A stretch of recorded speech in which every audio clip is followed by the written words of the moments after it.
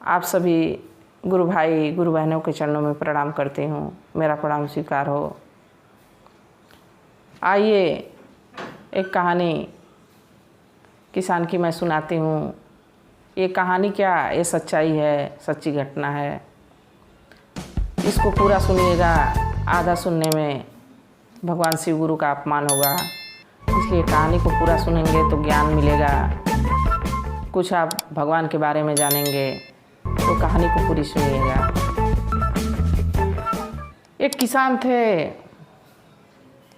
और एक उनका 4-5 साल का बेटा था, एक 8-10 साल की बेटी थी और उनकी पत्नी। छोटा सा परिवार था। वो किसान थे, खेती बाड़ी करते, अपना उसी से खर्च पानी चलाते।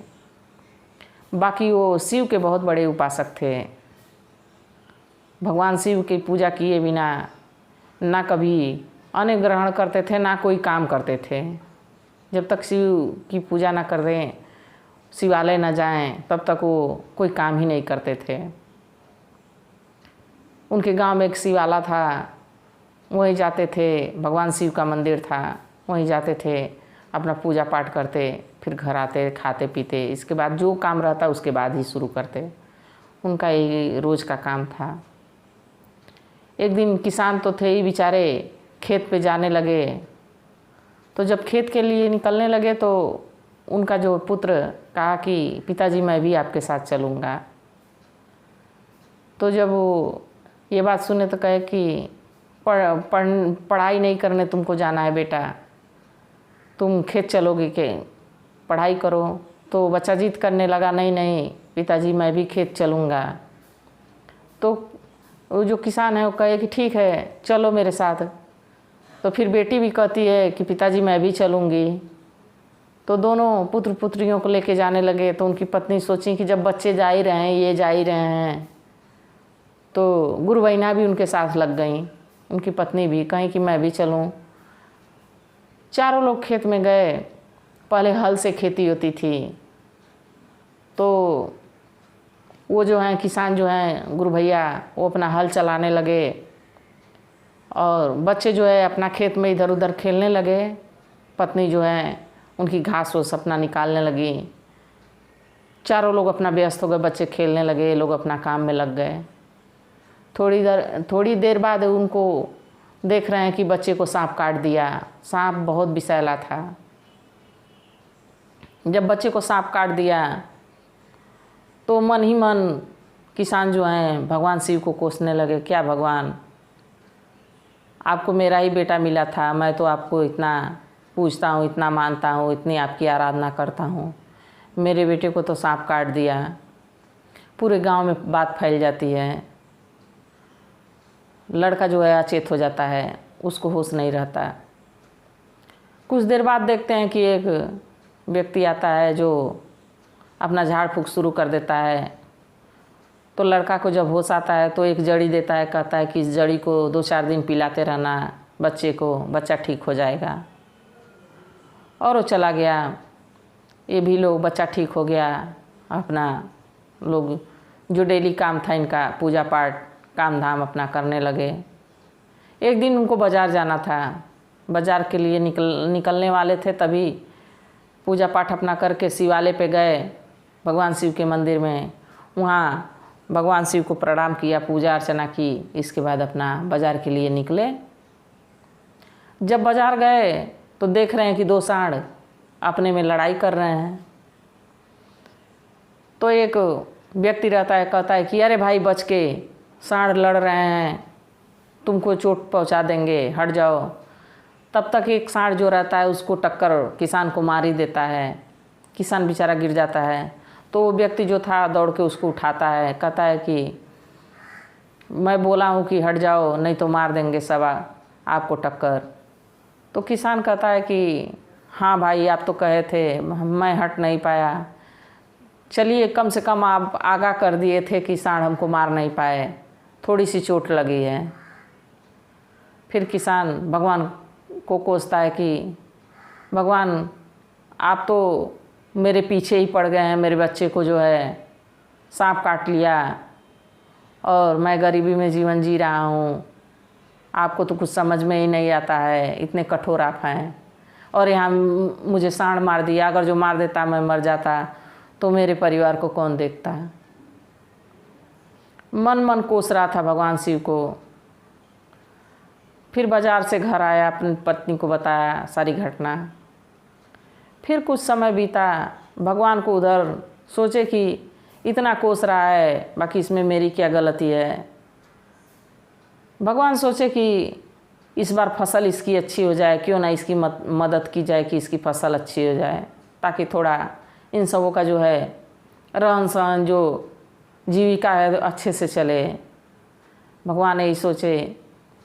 और उस साल उसकी फसल गेहूं की इतनी अच्छी हुई, इतनी अच्छी हुई कि पूरे गांव का मिला दो, पूरे गांव का जो है फसल एक तरफ और इसकी फसल एक तरफ। बड़ा खुश था किसान। फसल कटवा के अब तो मशीन से हो जा रही, दौरी करवाया।